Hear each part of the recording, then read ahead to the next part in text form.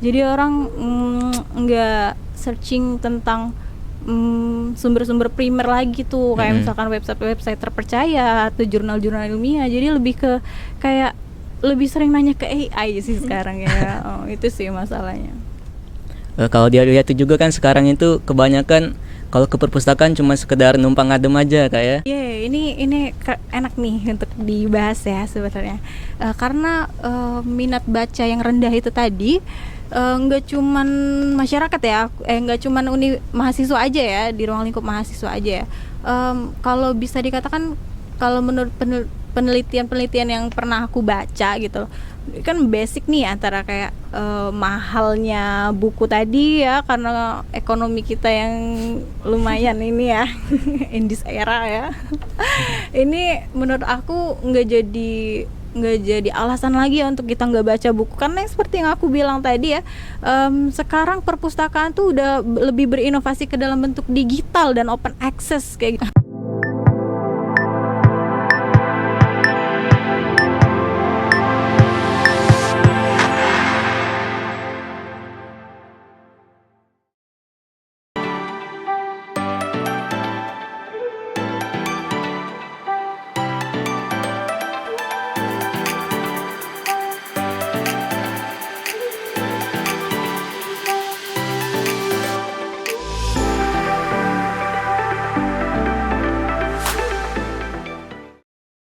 Assalamualaikum warahmatullahi wabarakatuh.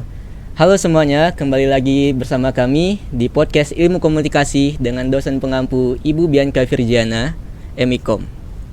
Di sini saya Ilham Giovanni bersama rekan saya Alda Veronica. Hari ini kita bakal bahas sesuatu yang sering jadi sorotan di dunia pendidikan.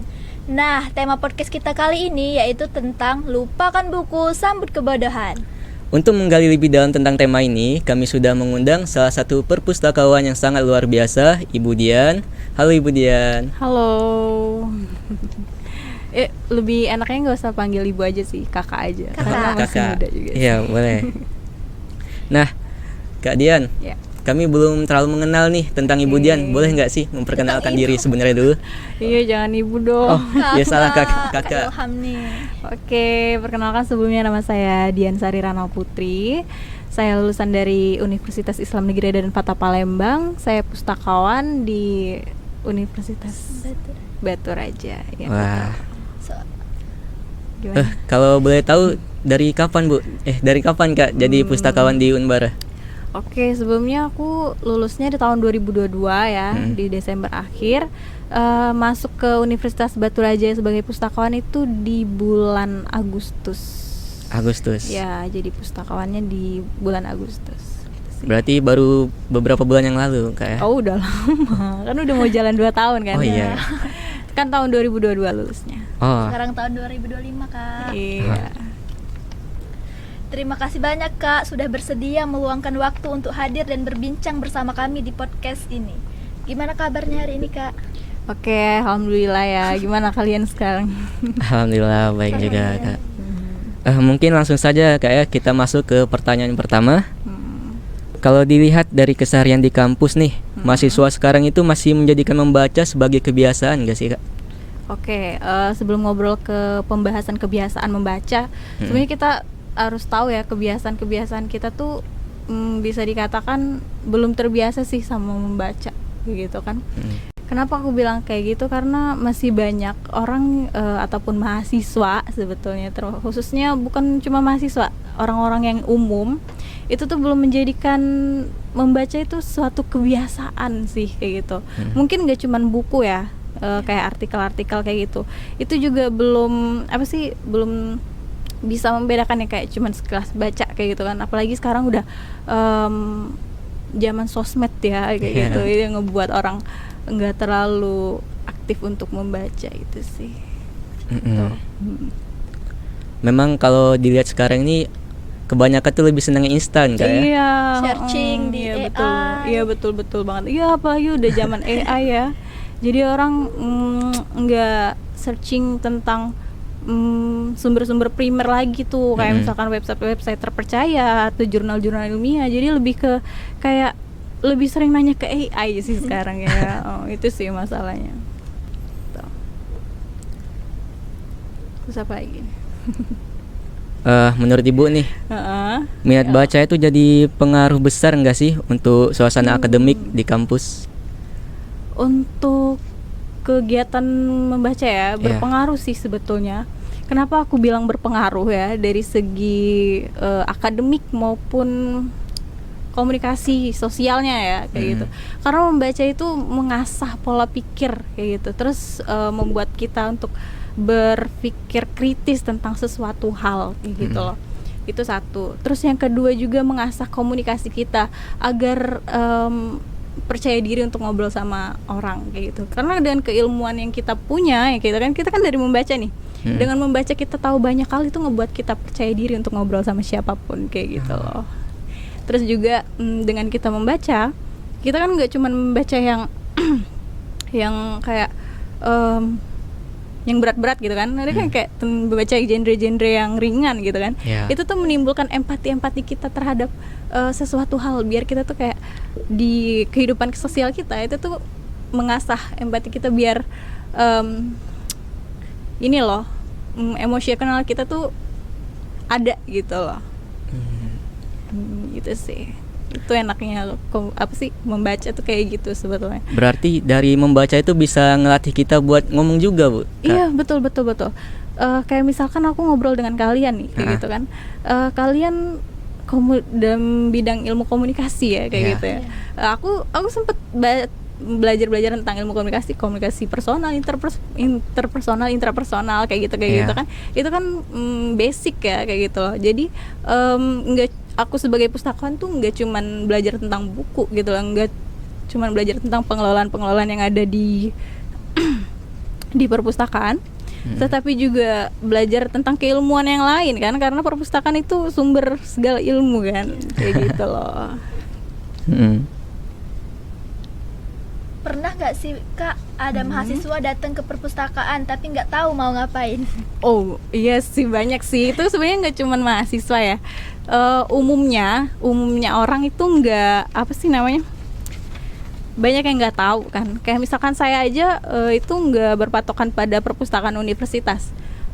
Suka kok berkunjung ke perpustakaan kota ataupun perpustakaan nasional, bahkan itu masih suka kagok kok kalau misalkan berkunjung, kan kita nggak tahu nih layanannya apa aja kayak gitu. Terus datang ke situnya tuh kayak gimana, kan prosesnya kayak gimana nggak tahu kan. Itu wajar sih sebetulnya.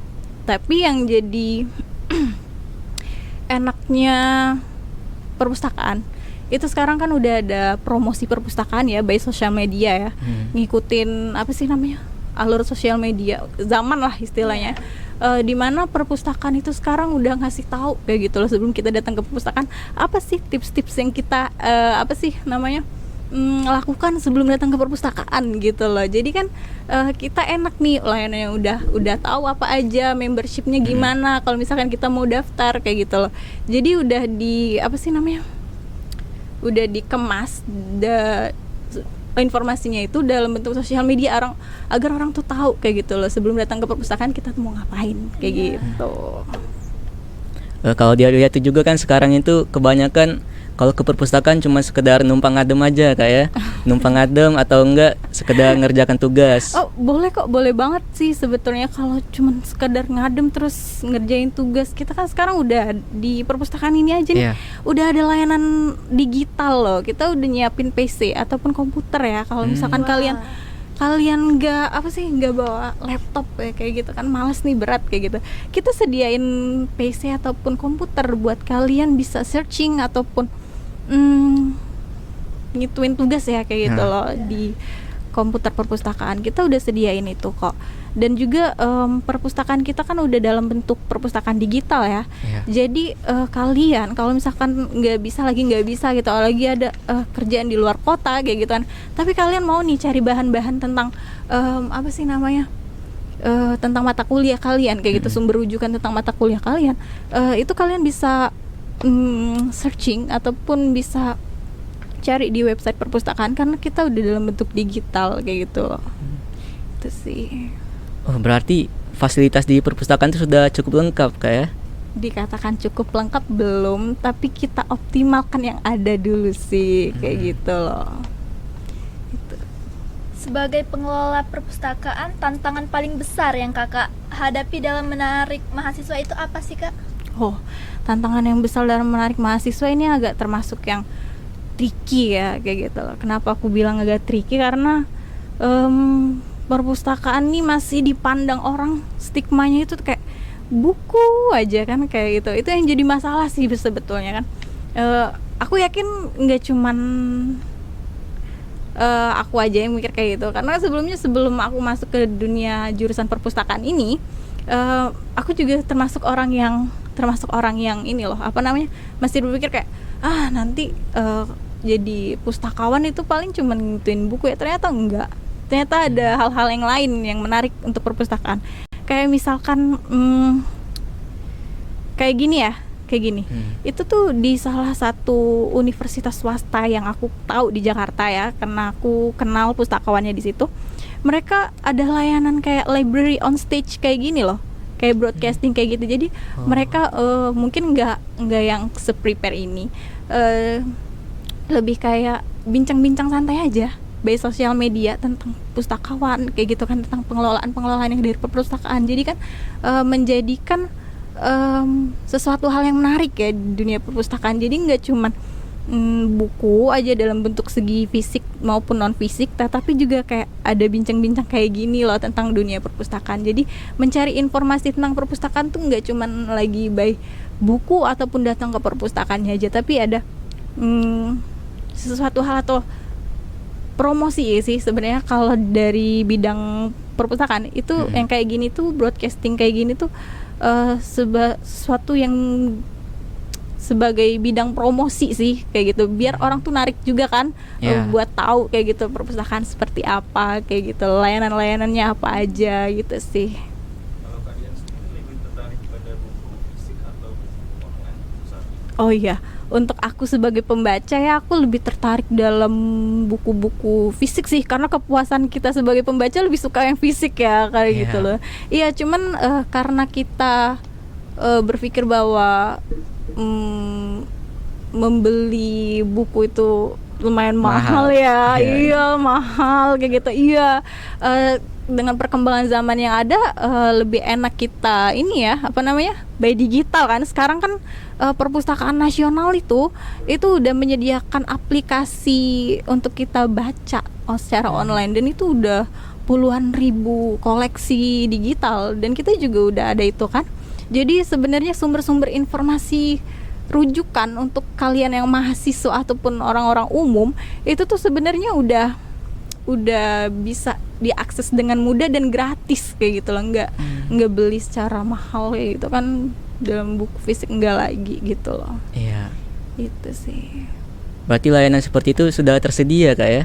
Iya, udah tersedia. Tinggal kita sebagai pembaca, mahasiswa, orang-orang umum untuk explore lagi sih tentang perpustakaan itu dan mencari, pokoknya tertarik sih kayak gitu dari diri sendiri untuk nyari tahu kayak gitu loh. Soalnya aku kemarin juga sempat senang baca buku kak. Itu lumayan, memang harga-harga buku ternyata lumayan mahal memang. Iya sih, emang lumayan agak pricey ya, pricey sih. Tapi itu bisa diakalin dengan kita cari-cari e-book ya, e-book gratis itu banyak kok. Dan udah ada yang websitenya ya, website perpustakaan itu banyak yang gratis, udah open access kok itu. Jadi bisa dicari kayak gitu. Cuman kalau dilihat dari mahasiswa zaman sekarang nih kak ya, mungkin mereka memang lebih cocok lewat digital seperti itu kak ya. Karena mereka kan kita lihat tuh kebiasaannya lebih suka scroll HP lah, dibanding lebih suka searching. Iya, dibanding lebih baca buku fisik. Nah itu sebenarnya jadi masalah juga sih. Kenapa aku bilang jadi masalah? Karena enak kalau misalkan kalian sebagai mahasiswa ataupun ya saya sih sebagai orang umum ya misalkan, itu nyari tahu sesuatu melalui proses kayak gitu loh. Kenapa aku bilang melalui proses? Karena kita membaca nggak cuman sekedar nyari jawaban kayak gitu. Jadi kita lebih kayak membaca terstruktur gitu loh tentang apa suatu hal ataupun pemikiran-pemikiran yang kita pengen cari tahu kayak gitu loh. Itu sih. Jadi membaca itu bukan cuman sekedar mencari tahu jawaban, tetapi ada prosesnya kayak gitu loh. Kan yang namanya membaca kan proses memahami kayak gitu tentang banyak hal itu sih.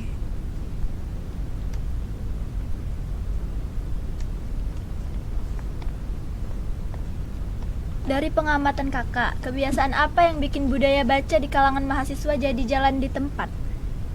Kebudayaan mahasiswa. Buat membaca ya. Iya. Iya. Ya itu tadi sih karena kita udah media sosialnya ya itu sih media sosialnya berbagai macem kayak gitu loh. Jadi ngebuat mahasiswa tuh kayak bukan cuma mahasiswa sih, orang-orang awam yang orang-orang awam, sorry. Masyarakat umum gitu loh, masyarakat umum untuk lebih suka nyari jawabannya aja langsung kayak gitu loh, kan lebih suka nanya AI daripada lebih membaca artikel-artikel. Bahkan yang aku baca ya, yang aku cari tahu bahwa data dari sumber Perpusnas di tahun 2023 gitu loh, Sumatera Selatan ini gitu, provinsi kita ini itu dari 34, sekarang kan 38 ya? Iya. Sekarang ini dulu 38. Kemarin tuh ini kan data terakhir di tahun 2023 yang aku cari tahu, dari 34 provinsi kita tuh di 5 terbawah untuk minat bacanya. Termasuk rendah banget ya kan. Itu sih yang jadi masalahnya. Kita lebih lebih rendah dibanding di atas kita tuh ada Sulawesi Utara kayak gitu loh. Itu yang bikin aku miris. Jadi sebenarnya nggak cuman kelompok mahasiswa aja yang minat bacanya rendah kayak gitu loh, tetapi masyarakat umumnya juga kayak gitu. Bahkan menurut data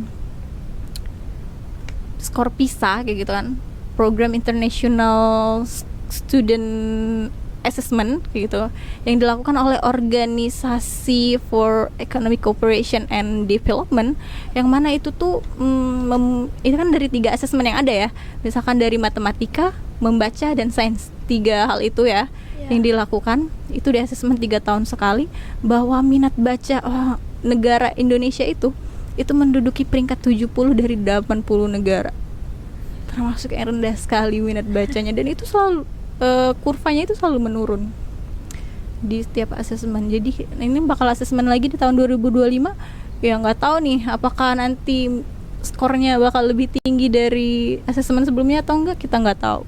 Soalnya termasuk yang agak miris sih, minat baca Indonesia ini termasuk yang rendah gitu. Karena kalau kita memang lihat tuh kan, masyarakat umum sekarang itu lebih senang yang instan kayak. Iya, betul banget. Lebih senang lihat di HP, scroll. Padahal itu kan belum tentu, padahal kan itu benar atau enggaknya kan, sumbernya terpercaya atau enggak.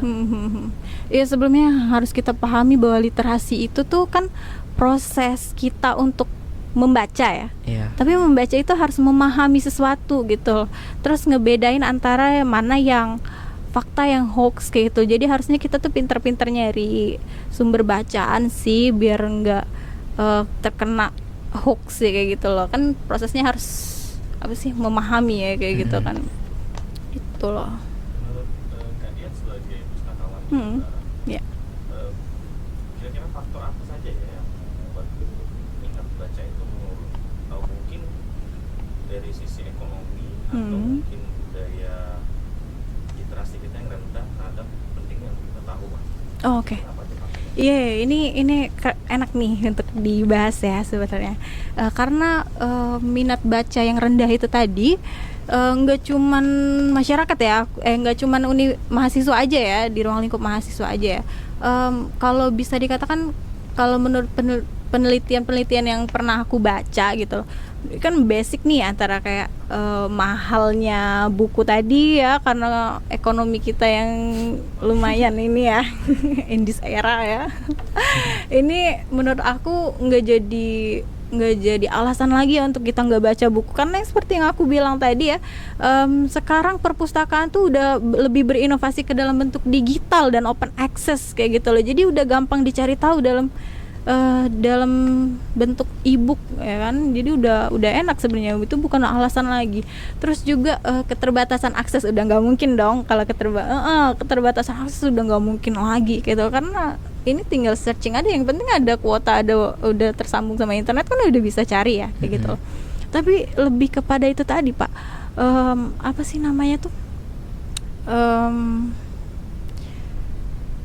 karena banyaknya pilihan ya gitu loh. Kayak media sosial kita nih udah bermacam-macam kayak gitu loh.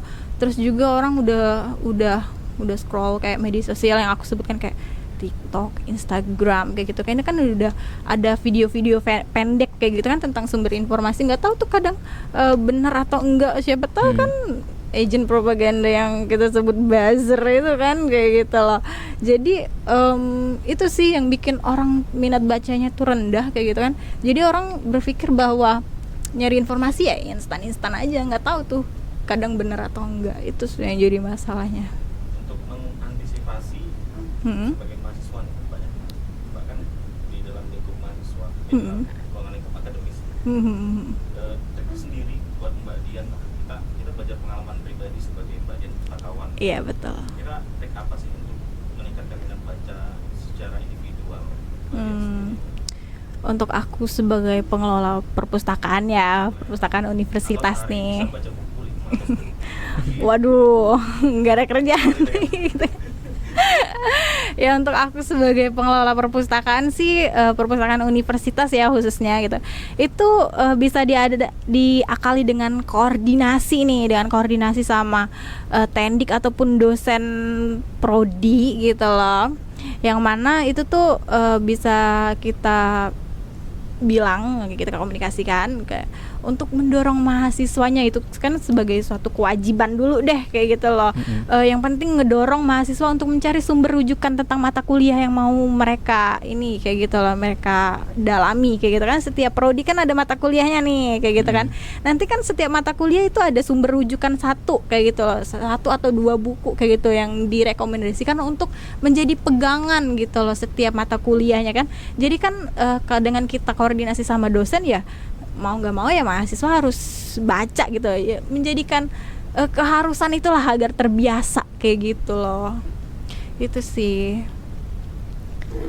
Kalau menyampingkan dari mata kuliah nih Kak, menurut Kakak tuh buku yang seperti apa sih yang bikin mahasiswa tuh tertarik buat mulai baca? Ini enak nih. Sebelumnya aku mau tanya dulu, kalian ada nggak minat baca? Ada. Kalau aku sih sempat baca buku-buku kayak novel. Oh, oke. Sempat juga belajar ini kan tentang kuliah tadi, dan juga kemarin sempat belajar tentang filsafat sedikit. Wih, udah tinggi nih genrenya ya. Udah tinggi nih genrenya. Oke.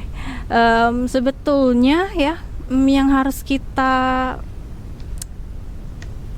ini kan buat minat baca kita ada kayak gitu, bukan cuman mahasiswa tetapi diri kita sendiri yang harusnya menanyakan kayak identifikasi diri kita sendiri, sebenarnya suka di genre apa sih kita kayak gitu loh, untuk meningkatkan minat baca itu sendiri. Sebenarnya kayak gini loh, untuk kalian suka baca buku tuh cukup temukan satu buku yang kalian suka, yang kalian banget kayak gitu loh, genre kalian banget. Ya kalau misalkan aduh tapi malu nih kayak gitu loh, kayak misalkan romance kayak gitu, tentang cinta-cintaan anak SMA kayak gitu, ya nggak apa-apa, karena justru dari tingkatan terendah yang kayak bukan terendah sih ya kita bilang ya kayak dari bacaan-bacaan yang ringan itulah kayak gitu loh, yang nanti dengan ada kepuasan kita membaca satu buku itu bakal ada buku-buku yang lain yang bakal kita selesain. Karena kenapa?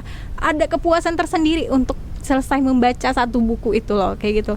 Jadi cukup tanya sama diri kalian, sebenarnya genre kalian untuk tertarik sama buku tuh di genre yang seperti apa, atau bahkan kalian suka yang kayak detektif kayak gitu, itu bisa baca buku kayak ya tapi males bacanya kayak gitu ya, ada detektif Conan kayak gitu kan. Itu kan dari bacaan-bacaan yang ringan dulu kayak gitu, enggak langsung ya kayak bacaan-bacaan buku kayak Aksi Masa Tan Malaka kayak gitu kan. Itu kan udah buku-buku yang berat tuh kayak gitu lah. Jadi cukup buku-buku yang emang bisa ngebuat kalian tuh kalau baca ringan gitu, ngelepas ada penat kayak gitu kan ya, kayak itu kan suatu healing ya kayak gitu loh. Baca buku tuh suatu healing kayak gitu. Jadi yang dari tadinya cuman sekedar kewajiban kayak gitu loh, jadi kebiasaan, jadi hobi kayak gitu loh.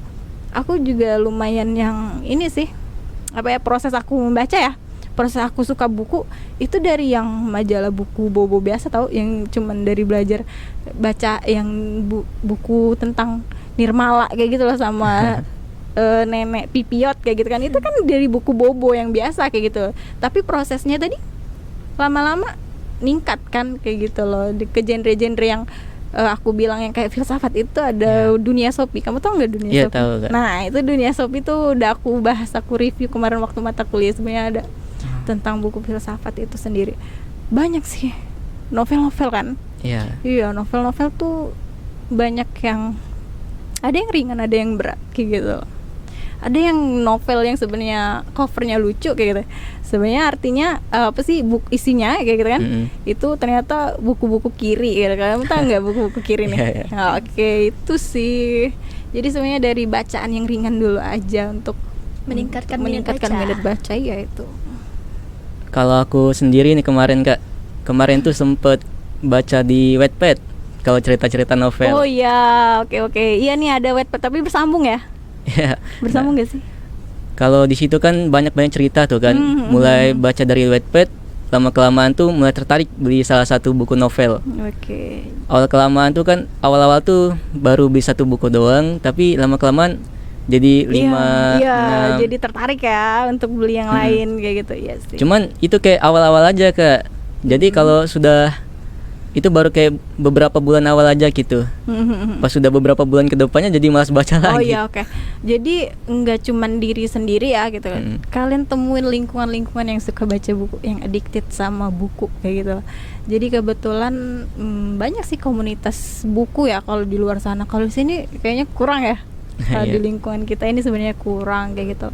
Jadi nggak apa-apa cari base ataupun perkumpulan, atau kan sebenarnya kita ini kan udah sosial media banget ya kayak gitu. Kita nggak cuman bisa bertemu dengan langsung kayak gini ya, harus ketemu sama komunitas-komunitas kayak gitu, enggak kan ada yang online, komunitas online kayak gitu. Jadi kalian kenalan dari online juga udah bisa kayak gitu kan, ngobrolin tentang buku udah bisa banget kayak gitu loh. Jadi siapa tahu nih nanti ketika kalian posting, misalkan posting satu buku kayak gitu lagi di mana, itu ada kan yang reply story-nya, wah ternyata suka buku juga kayak gitu loh, buku-buku apa aja nih yang udah kalian baca ya.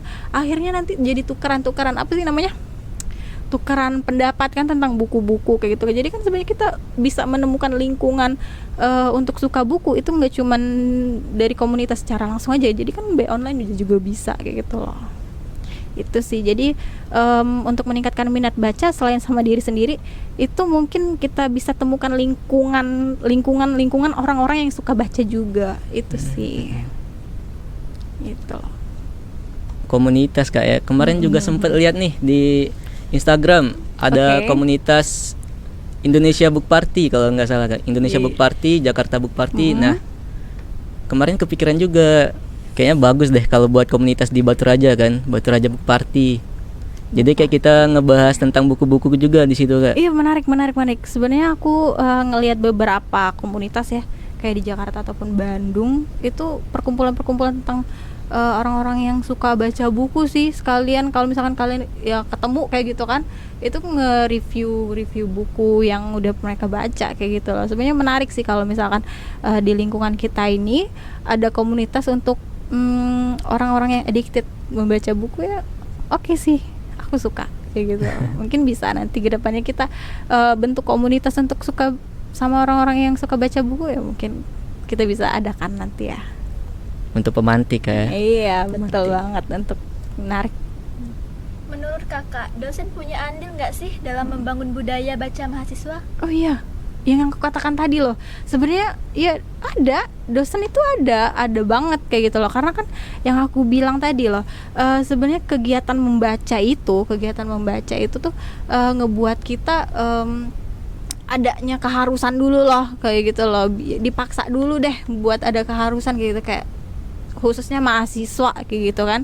Mahasiswa harus dipaksa dulu buat datang ke perpustakaan gitu, buat mencari-cari sumber rujukan. Karena kan kayak misalkan udah direkomendasiin dosen nih untuk cari buku-buku ini, ya mau nggak mau mahasiswa datang ke perpustakaan untuk cari buku-buku itu. Ya emang ada andilnya sih kalau dosen untuk ngebuat mahasiswa untuk menarik minat baca datang ke perpustakaan, itu ada kayak gitu. Nah, mungkin ada pesan nih buat yang bisa kakak sampaikan, satu pesan untuk mahasiswa terkait pentingnya membaca. Oh, oke. Jadi untuk mahasiswa nggak aku bilang ya untuk mahasiswa aja, tapi untuk masyarakat umum kayak gitu loh.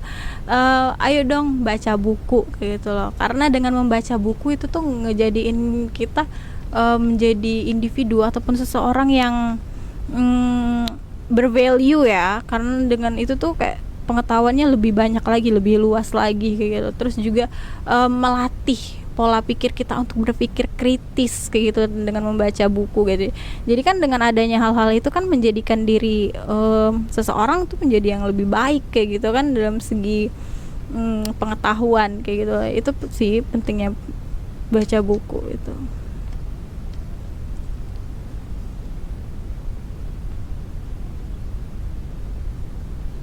Wah, nggak kerasa obrolan kita bareng Kak Dian udah sampai di penghujung. Terima Iya. kasih banyak ya Kak atas pengalaman.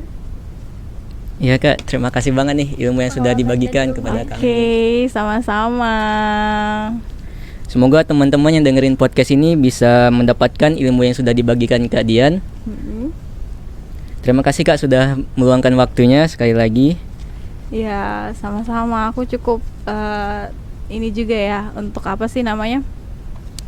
Senang juga untuk sharing-sharing sama kalian di sini. Gitu.